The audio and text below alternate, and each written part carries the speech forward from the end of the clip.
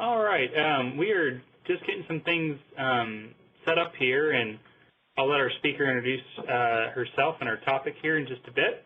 But welcome everyone for joining us on, well, at least in Little Rock, kind of a snowy day, and I know South Arkansas is really getting some snow. So thank you for joining us and taking some time out of your day.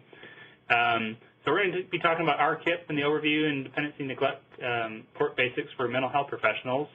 I just want to go over a couple of housekeeping items. To ask a question during the presentation, use the chat feature, which is found on the right side of your screen. And if you have any kind of technical difficulties, you have troubles hearing our presenter, just use that chat feature to let us know.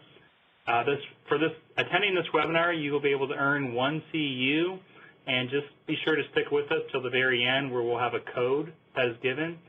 And CEUs are only offered to those attending the live webinar. So if you're listening or watching this on the internet, you won't be able to get a CEU for this. As a reminder, this webinar is being recorded, and we'll post a link to our website in probably the next week or two. And if you'd like to receive emails about future webinars, please email the address that's listed there, and we will add you to our distribution list. So I'm going to go ahead and turn it over to Kate and let her introduce herself and her topic. All right. Thank you, Chad. Hello, everyone. My name is Kate Schufeld, and I am the director of the Arkansas Court Improvement Program, or ARCIP for short. I'll go ahead and start a little bit about kind of the background of CIP, and then go into kind of the basics of juvenile court here in Arkansas. If at any time you have any questions, please feel free to send a question through the chat box, and we'll be sure to keep track of that. To start off, CIP, it is a federal program. It began in 1993 and has been going since then. The current grant cycle is 2012 to 2016, so we're kind of here in the middle of it.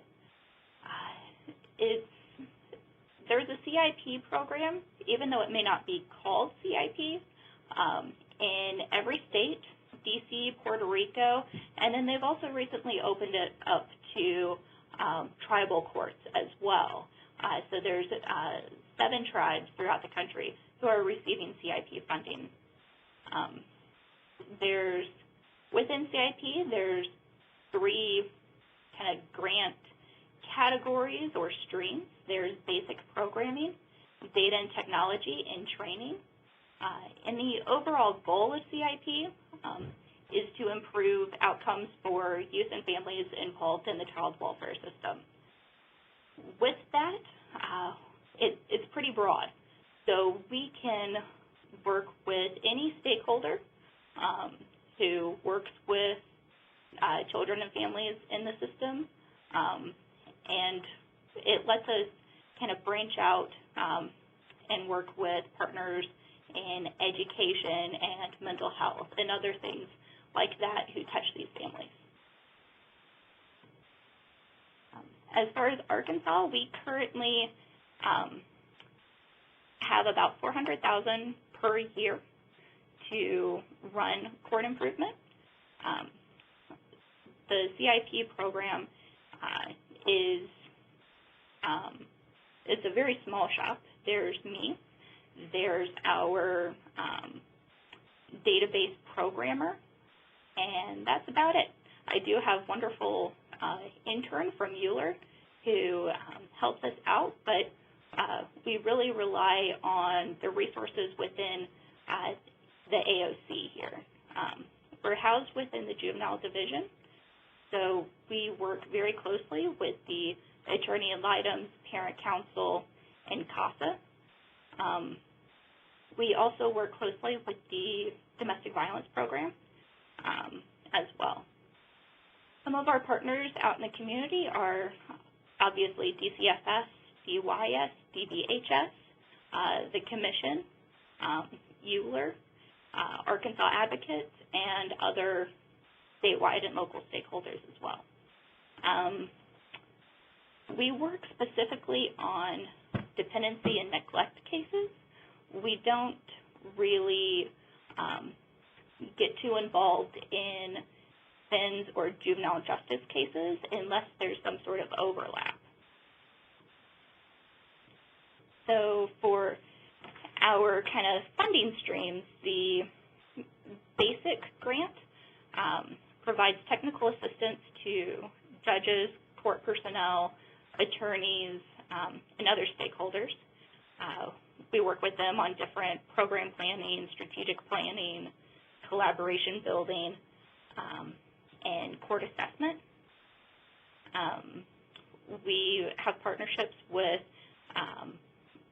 Euler's Law School Clinic to help provide mediation services for dependency neglect cases, and we also work with the School of Social Work as well.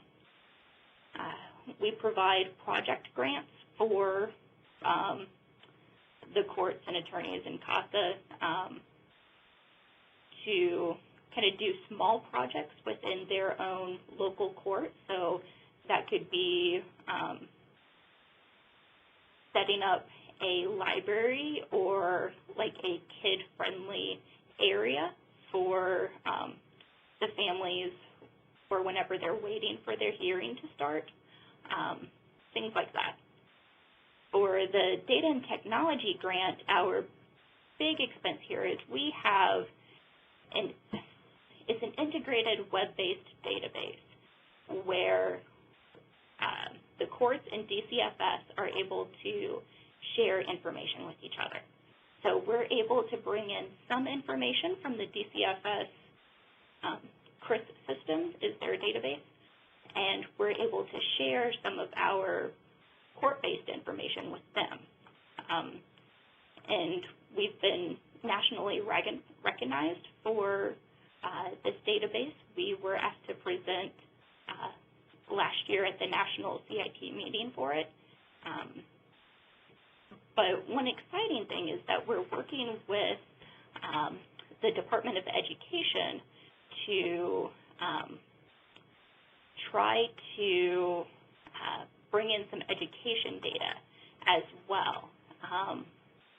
So we hope to be able to get information like that in the near future. For the training grant, we sponsor an annual Children in the Courts conference. It's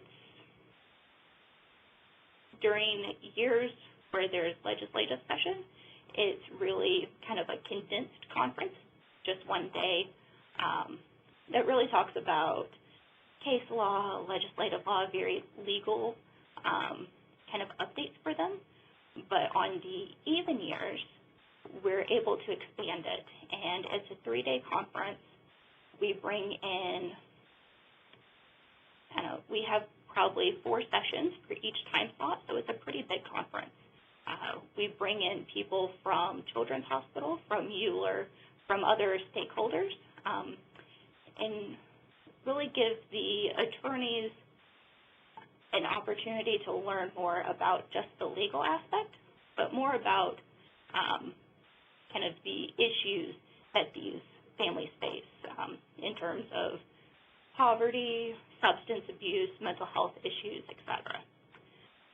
We also sponsor CASA conferences and trainings for the attorneys throughout the year, a juvenile judges conference every year, and then we also go into the court districts and do trainings with them and their staff on their turf.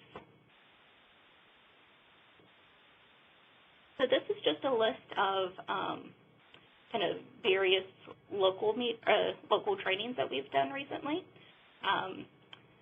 We've done everything from poverty to special education to foster parent rights.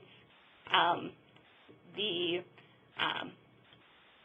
one that was supposed to happen last week has been rescheduled because of the snow, but we'll be able to get in there shortly for it. So some of our specific interests for Arkansas CIP is engaging youth and family in the court process.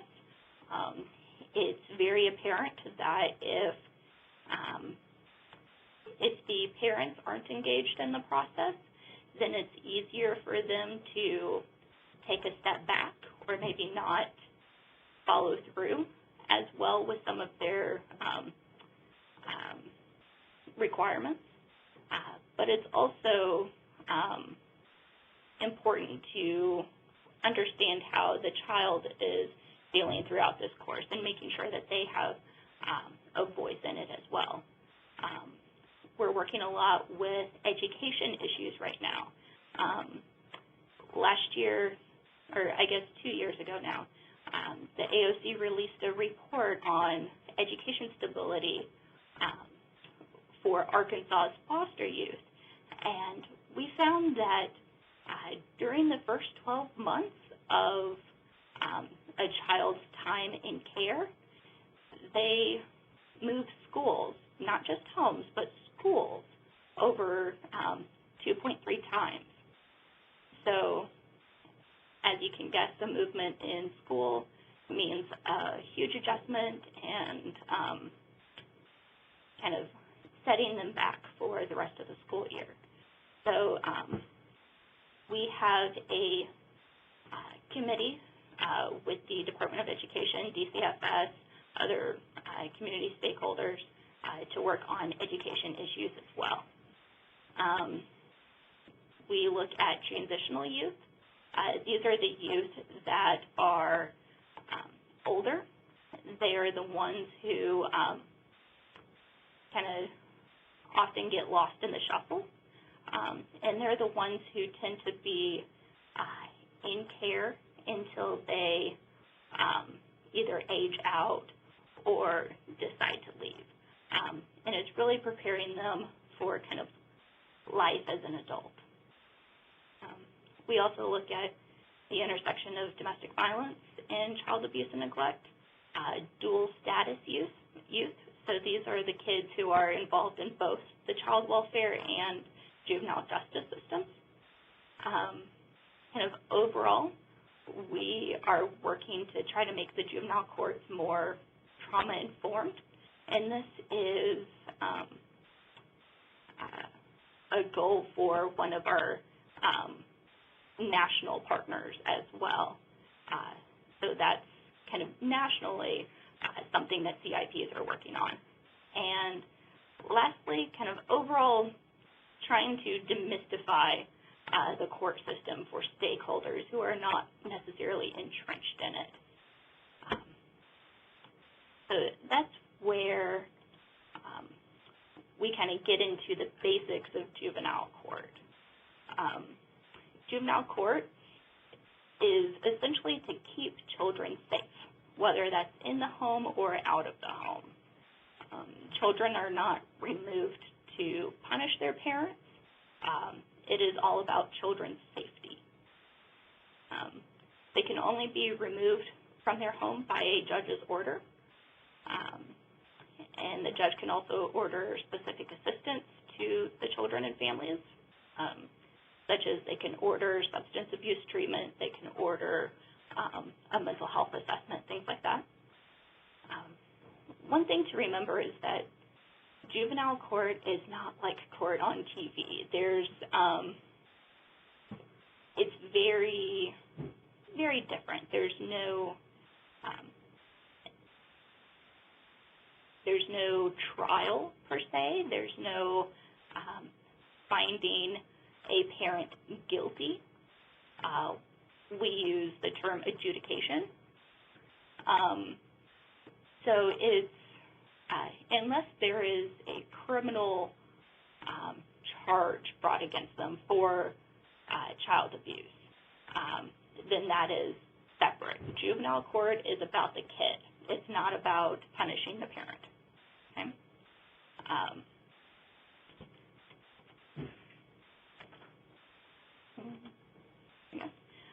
So this is a map of the different juvenile courts in the state. We have 44 judges who work on dependency neglect cases. In some counties, for instance, Lone Oak, we have one judge, Judge Elmore, who sees all of the cases, and she's great.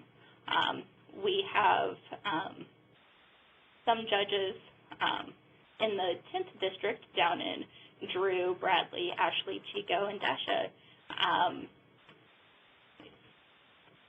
Judge French serves all of those counties. So we have a kind of mixture of how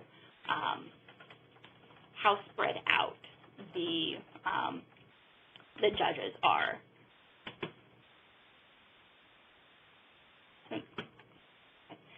Real quick, we're going to do a quick poll. Just want to see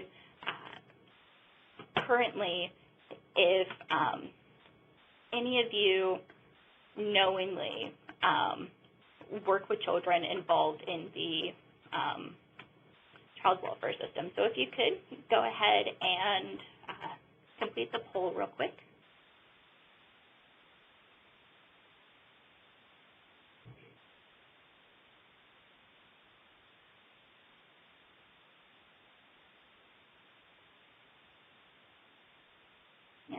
So, yeah, that's about what I thought. A vast majority of you are working with kids in the system. Looks like almost 96%.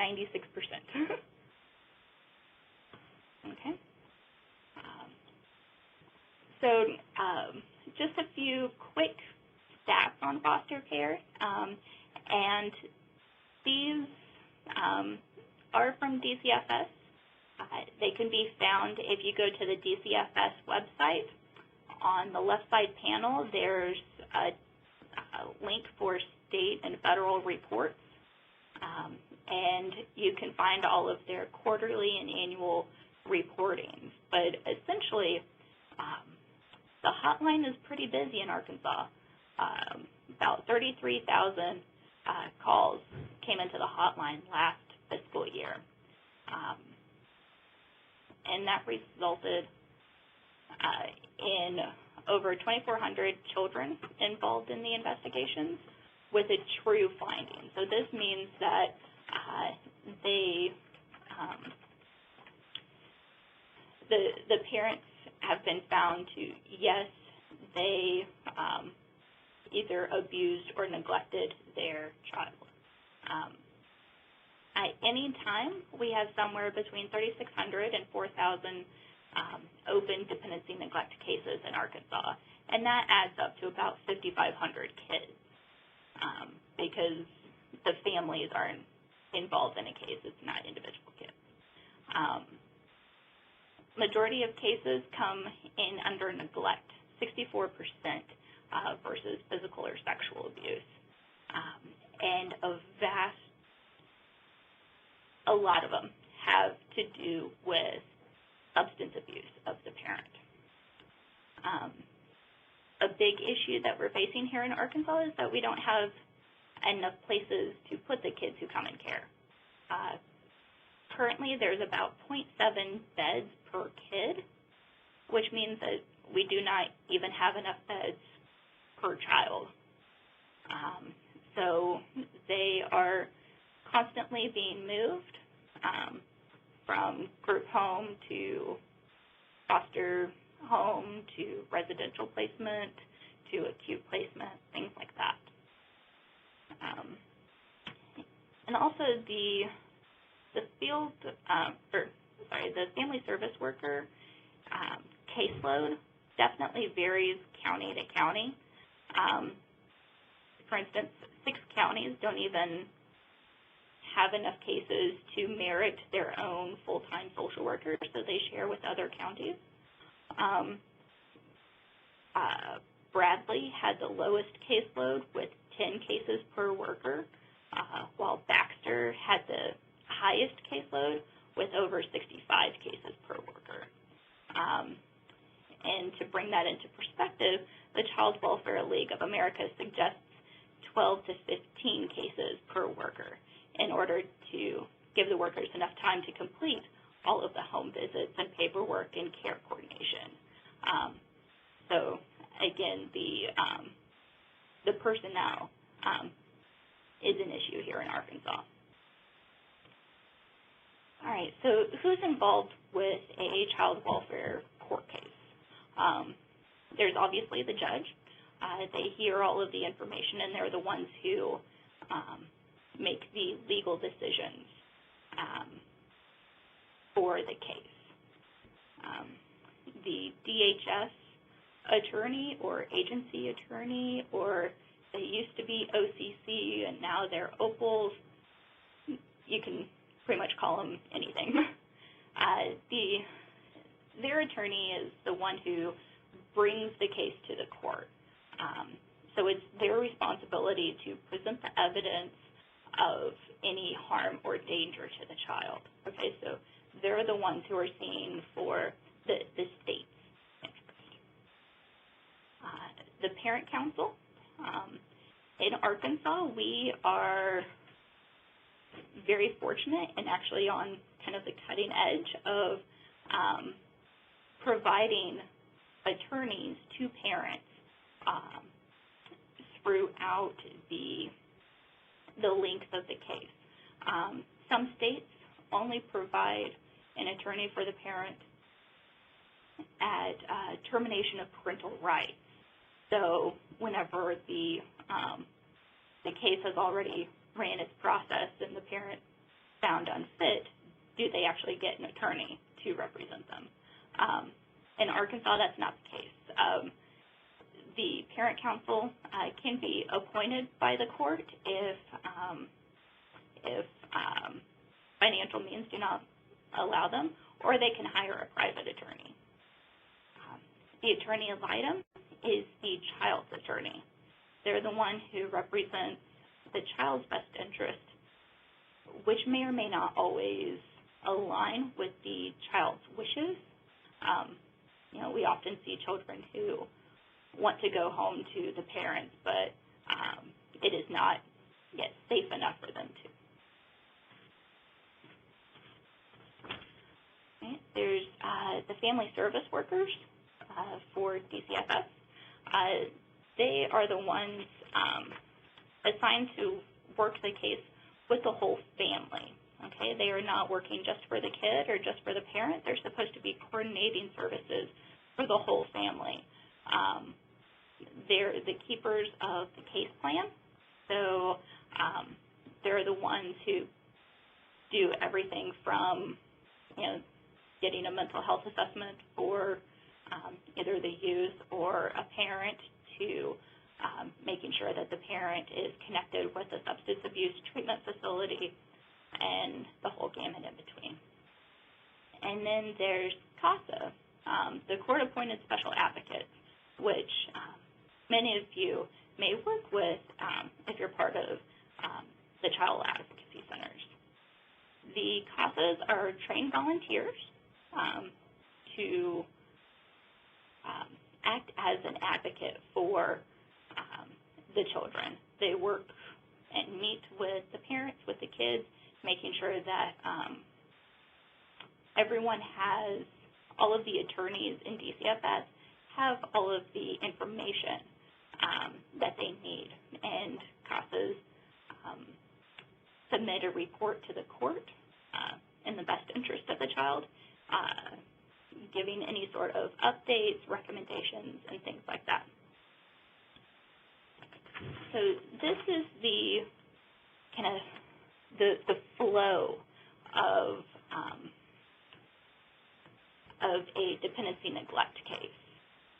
Most of our cases come in under an emergency ex parte order, meaning that either through DCFS or law enforcement, there is an emergency right now that the child needs to be removed from the home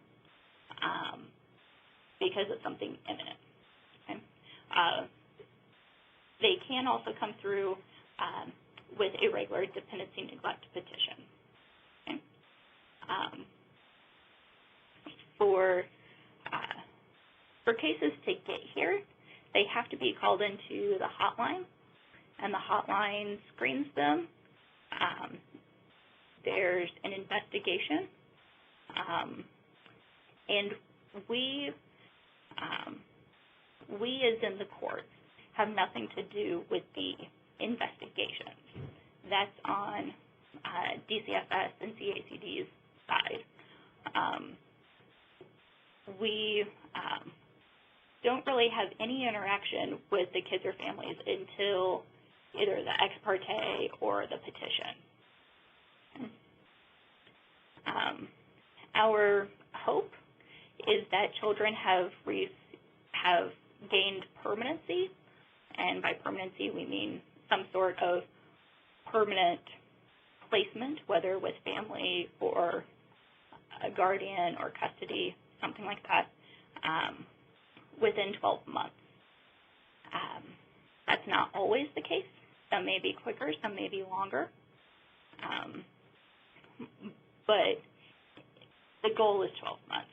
Various things can affect this, whether or not parents are following the case plan, if services are made available to the families in a timely manner, the case plan not being tailored, staff issues with turnover, things like that.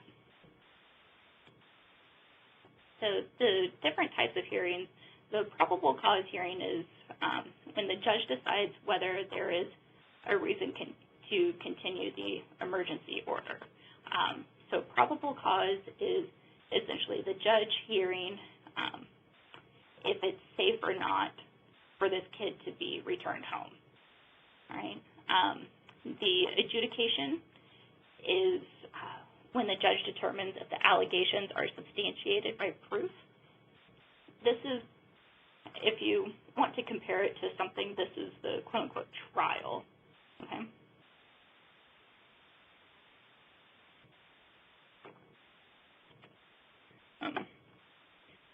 So if it's been substantiated and it's found that the child needs to stay in care, then we move on to a disposition hearing. Dispositions are sometimes connected to adjudication. They can be kind of at the same time. The judge, this is where the judge can order services, the case plan is decided on, things like that. Down the road, 6 months in, we have a review hearing, which is essentially a check-in on the progress of the case plan, looking at how the child is doing. And from after that, there can be a no reunification hearing to determine whether or not the child should plan to be reunified with his or her family, or if we're looking at something else in terms of guardianship, permanent custody, adoption, things like that. The permanency planning hearing is about 12 months in. This is where a judge decides on a plan for permanent placement. And the options for that are returning home, continuing the case for planning for reunification, plan for TPR, which is the termination of parental rights, a placement with a guardian or custodian, or a plan for the child to stay in foster care while they are still a minor. The 15-month review hearing happens if there isn't a petition for no reunification, and this is where DHS decides if they want to file for termination of parental rights or not. It could be that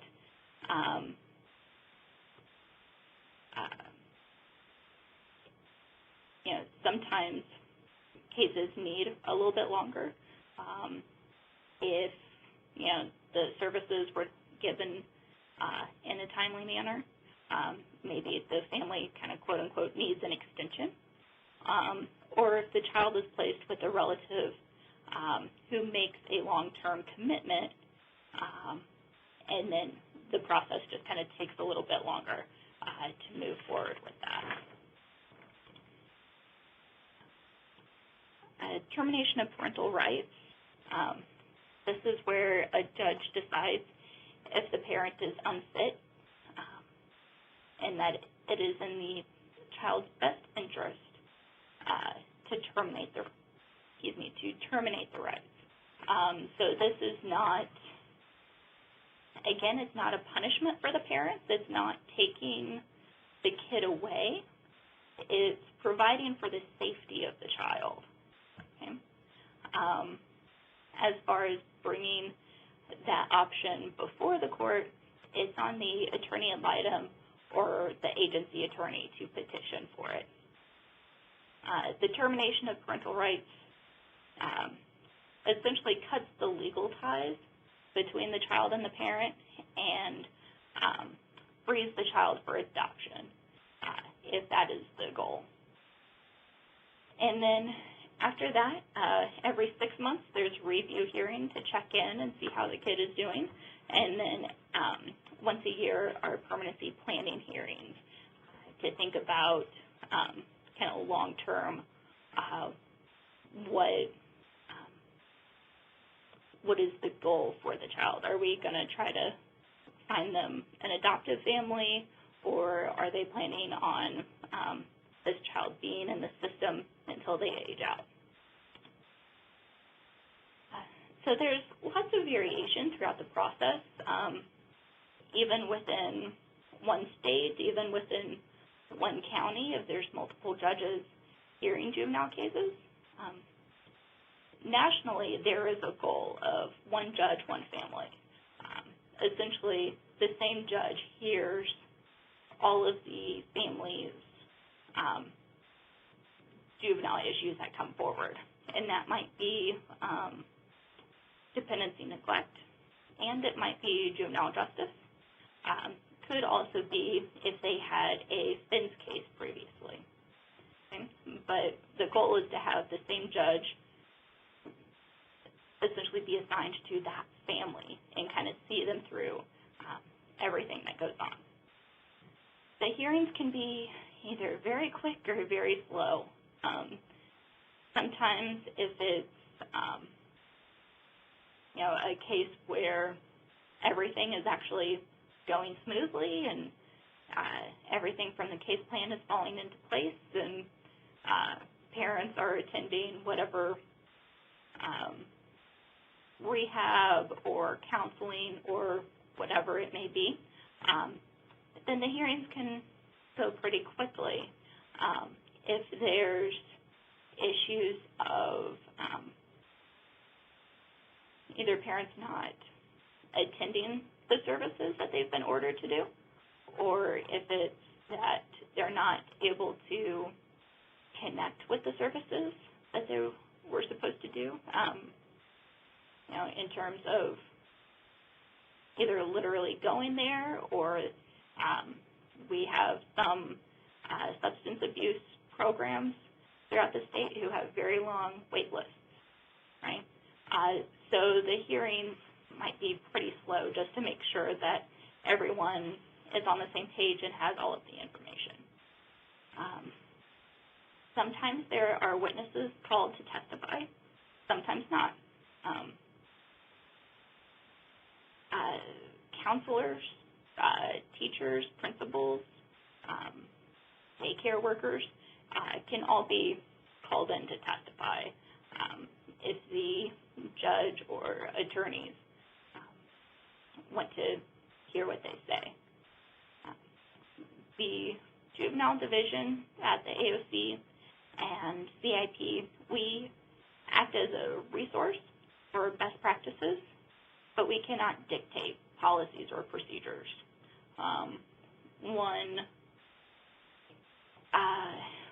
When one issue that we've been working slowly but surely on with some of the judges is that we had several judges who would require 3 clean drug screens before being granted visitation for their kids.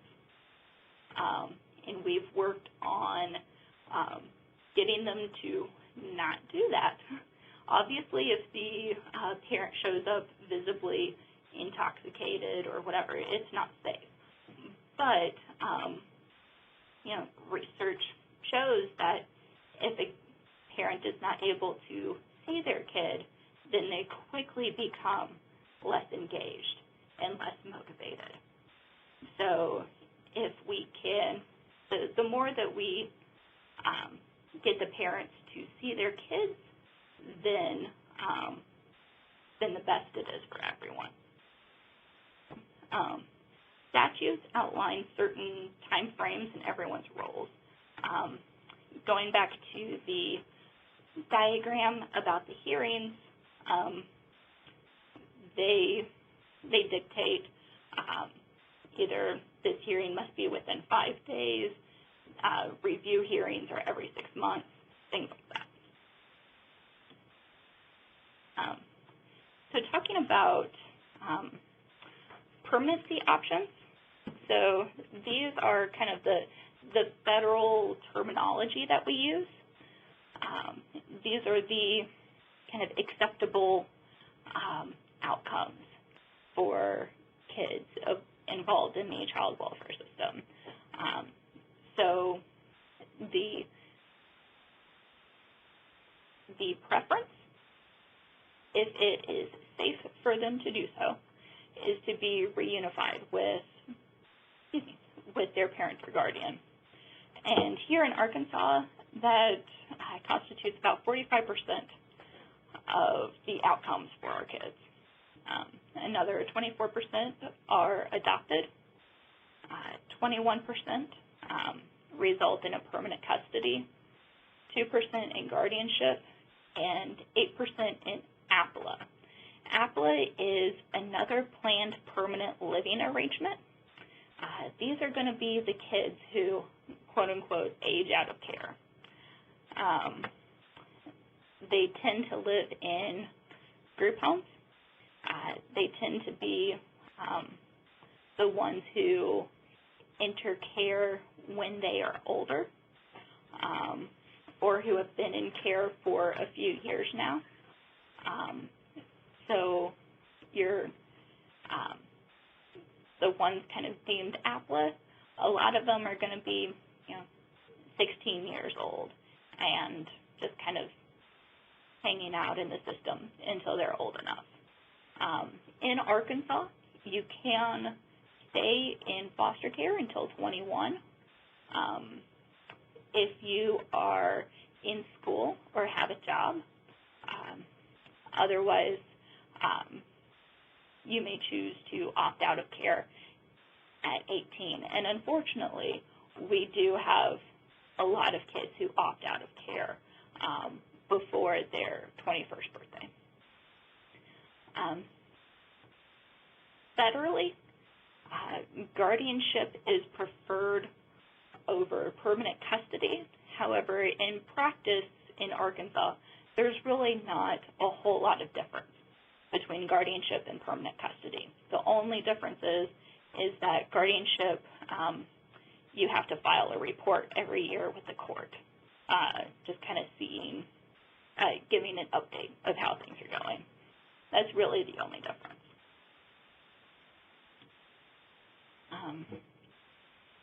So for me, mental health professionals are definitely an asset in the child welfare court system. A majority of people making the decisions do not have expertise in mental or behavioral health. And we know that disproportionately, foster care kids have a lot of mental and behavioral health issues.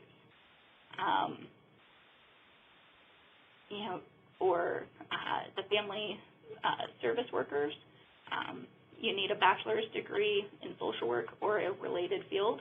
Could be sociology, could be criminal justice, and don't really have a mental health background per se. If you have weekly or biweekly counseling sessions, then you probably spend more time with the kid than anyone else making decisions. For the DCFS workers, it's supposed to be once a week for the first month and then monthly after. That does not always happen. And CASAs are required at least once a month as well. The attorneys varies by attorney. We have some who are really on top of it and try to get kind of monthly updates with the kids, while we have some who really don't touch base with them until right before a hearing.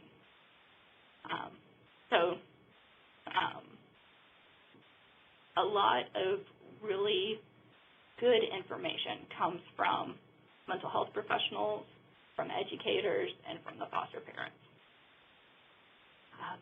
You all also help connect the child with necessary resources and services, because the case plan is created by people who are not necessarily mental health experts. Then you guys can recommend a specific type of counseling or a specific type of placement or depending on things that you've encountered with the child. Family therapy is a great time for teaching and practicing parenting skills and coping skills. It can be seen as structured visitation time. A lot of the parents that we see didn't have good models for parenting themselves. So being able to go in and work with them on coping skills, disciplining, things like that is a huge asset. And especially since the parenting classes that they may be ordered to may not necessarily cover everything that you want it to.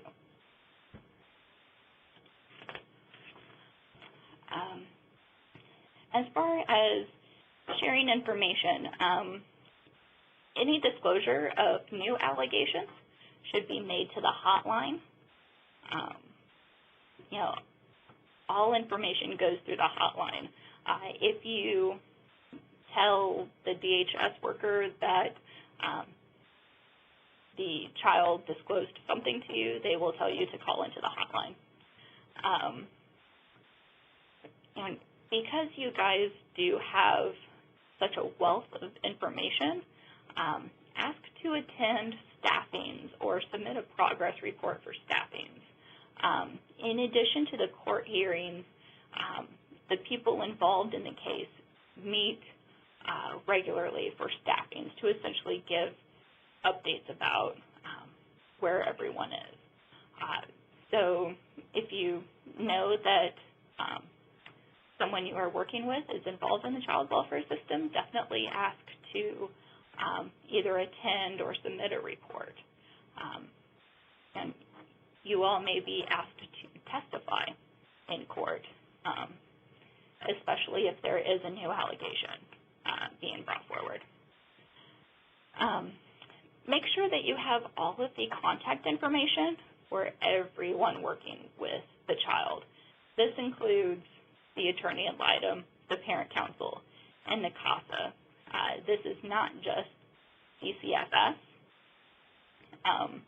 And if you've been working with these families for a while, you'll know that in some areas, these people work great together and they share all kinds of information with each other. And then in some areas, there's a breakdown in communication. So everyone the attorneys, CASA, they all have court orders showing kind of their allowing to access certain records. One thing to be sure of, though, is to check with your organization's policies regarding subpoenas and sharing of information, just to make sure that it aligns. And that is the very, very basic kind of outline of child welfare or dependency neglect court. Does anyone have any questions?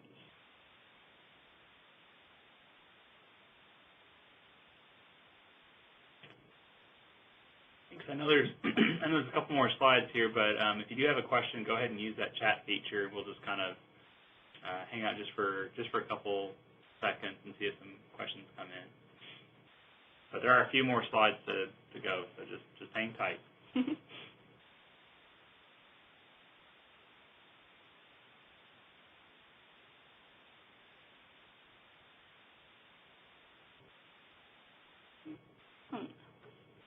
While we're waiting on any questions, we can go ahead. I wanted to get a sense from you all in terms of if there's any other court-related topics that you would like to be offered for future webinars. And we're going to put up a poll here. And it could be kind of working with juvenile justice, preparing for court testimonies, things like that. If you would complete the poll, but also feel free to put up any questions that you may have. Yeah, I know this is one of, the court just in general is a very, it's a topic of interest, I know, to a lot of folks out there. So this would be really great information because, with Kate and the work that she's doing, we can maybe have another webinar on one of these topics in the future, and also help her program too. Yeah, and again, this was a very, very kind of basic, just what is dependency neglect court. But if there's anything specific that you would like to know about, just let us know. Well, it looks like most folks have responded, so I'm going to go ahead and share the results.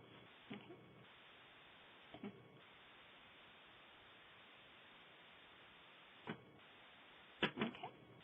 Yeah, so it looks like court testimony and juvenile justice and maybe trauma-informed courts as well.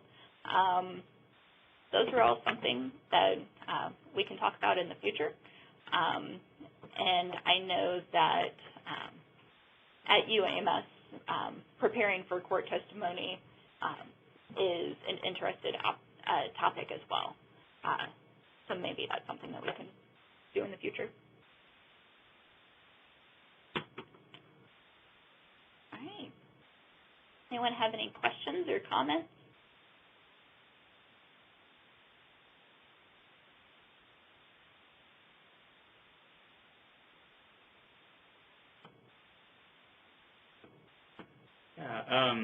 Thanks. Yeah, Dawn Duray is on the webinar as well, and thank you, Dawn, Dawn is going to be doing a webinar for us next month about the supervised visitation. So it really ties in nicely to kind of what Kate is talking about. So next month, again, look for the emails. It's going to be on supervised visitation. So thanks, Dawn.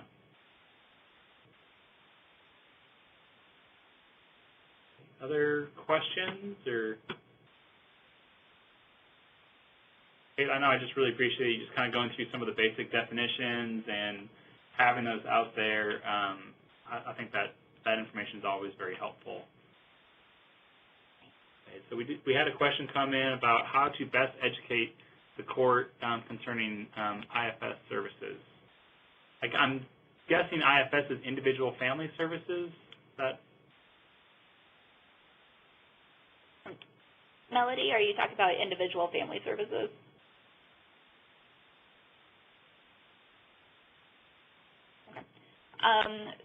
So if this is something that you would like to talk about or that you feel that we need to educate the court on, then we can definitely, intensive family services, gotcha. Then we can definitely plug those in as local kind of court team trainings. That's where we get a lot of the kind of nitty-gritty information out to them about best practices. So if that's something either in your area specifically or that you think that we should do statewide, then we can definitely make that happen. A lot of courts do hold kind of quarterly trainings with their groups, and by that I mean the judge hosts it, and the attorney ad litem, parent counsel, agency attorneys, DCFS workers in the area, and CASA, and any other community stakeholders all attend those. So that might be the kind of the best approach for teaching them about intensive family services. Last call for questions before I go to the CU slide. Any other last questions or comments for Kate?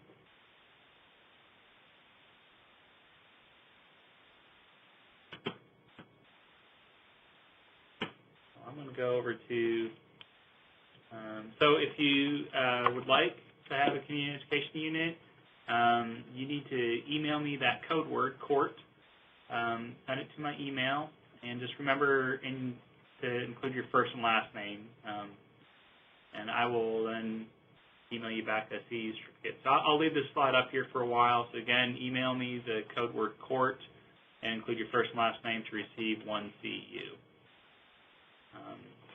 So again, thank you all for joining us.